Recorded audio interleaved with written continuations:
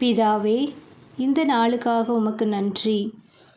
எங்கள் கரங்களை பிடித்து எங்களை வழி நடத்தும். தூய ஆவியே, என்னுள் வாரும். இறைவார்த்தையை அறிவிக்கவும் அதை பகிரவும் எனக்கு கற்பியும். அன்னை மரியே, எங்களுக்காக வேண்டிக் கொள்ளும். எங்களை வழி நடத்தும். ஆமீன். அன்பானவர்களே, இன்று நாம் மத்திய நற்செய்தி அதிகாரம் 2 இறைவார்த்தைகள் 13 முதல் 23 வரை உள்ள பகுதியை வாசிக்கிறோம். தேவனுடைய வார்த்தை நம் மனதை மாற்றட்டும். ஆண்டவர் நம் மனதில் பேசட்டும். எகிப்துக்கு தப்பி ஓடிச் செல்லுதல்.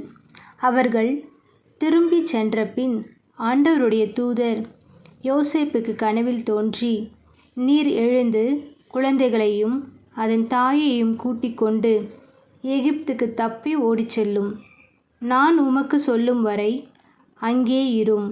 ஏனெனில் குழந்தையை ஏரோது கொல்வதற்காக தேடப்போகிறான் என்றார். யோசேப்பு எழுந்து குழந்தையையும் அதன் தாயையும் கூட்டிக் கொண்டு இரவிலே எகிப்துக்கு புறப்பட்டு சென்றார். ஏரோது இறக்கும் வரை அங்கேயே இருந்தார். இவ்வாறு, எகிப்திலிருந்து என் மகனை அழைத்து வந்தேன் என்று இறைவாக்கினர் வாயிலாக ஆண்டவர் உரைத்தது நிறைவேறியது. குழந்தைகள் படுகொலை. ஞானிகள் தன்னை ஏமாற்றியதை ஏரோது கண்டு மிகுந்த சீற்றம் கொண்டான். அவன் அவர்களிடம் கருத்தாய் கேட்டறிந்ததற்கேற்ப காலத்தை கணக்கிட்டு பெத்லகேமிலும் அதன் சுற்றுப்புறமெங்கும் ஆள்களை அனுப்பி 2 வயது அதற்குட்பட்டவையுமான எல்லா ஆண் குழந்தைகளையும் கொன்றான். அப்பொழுது ராமாவிலே ஒரு குரல் கேட்கிறது. ஒரே புலம்பலும் பேரழுகையுமாயிருக்கிறது. ராக்கேல் தம் குழந்தைக்காக அழுது கொண்டிருக்கிறார். ஆறுதல் பெற அவர் மறுக்கிறார்.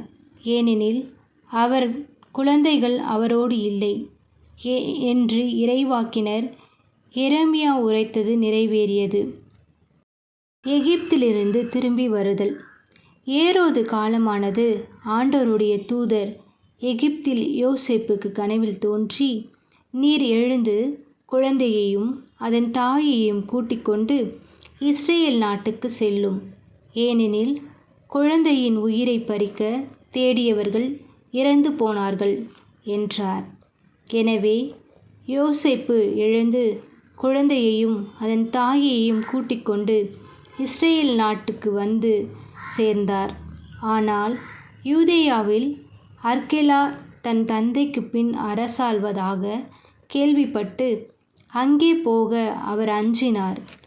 கனவில் எச்சரிக்கப்பட்டு கலிலேய பகுதிகளுக்கு புறப்பட்டு சென்றார்.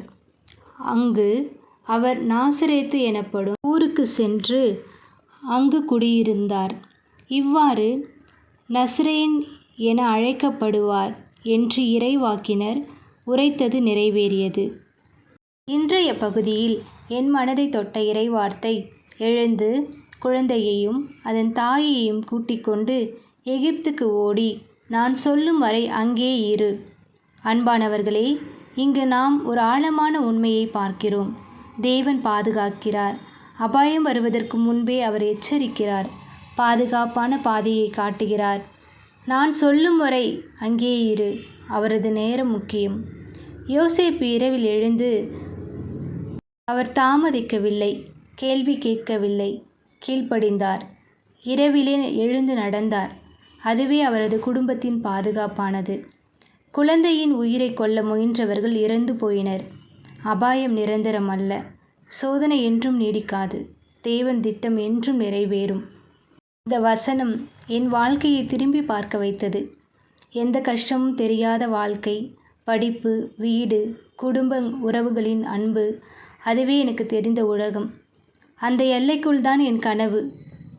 அந்த பாதுகாப்புக்குள் தான் என் நிம்மதி. ஆனால் ஒரு இரவில் ஆண்டவர் என் வாழ்க்கையை மாற்றி போட்டார். இடமாற்றம், தனிமை, வழி தெரியாத சூழ்நிலை, புலம்பல், கண்ணீர், பயம். ஆனால் அந்த இருளில் கூட என் நம்பிக்கையை நான் கைவிடவில்லை. உம் சித்தப்படி என்னை நடத்தும் என்ற ஆண்டவரின் கரங்களை பற்றி கொண்ட தருணம். இந்த சோதனையை தாங்கும் சக்தியை தாரும் என்று அழுகையோடு கேட்ட தருணம்.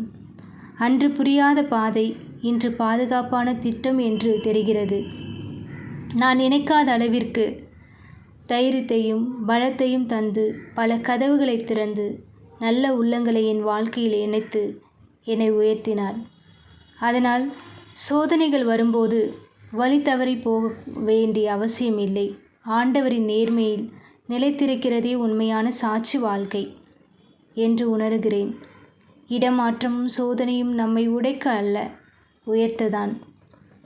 தேவன் பாதுகாப்பார். கீழ்ப்படிதல் நம்மை காக்கும். சோதனைக்கு பின் விடுதலை நிச்சயம். ஆமேன். இன்று உங்களை தொட்ட வசனம் எது என்று கமெண்டில் பகிருங்கள். தினமும் இறைவார்த்தை வாசிப்பில் இணைந்திருக்க சப்ஸ்கிரைப் செய்து இணைந்திருங்கள். ஆண்டவருக்கே புகழ். மரியே வாழ்க.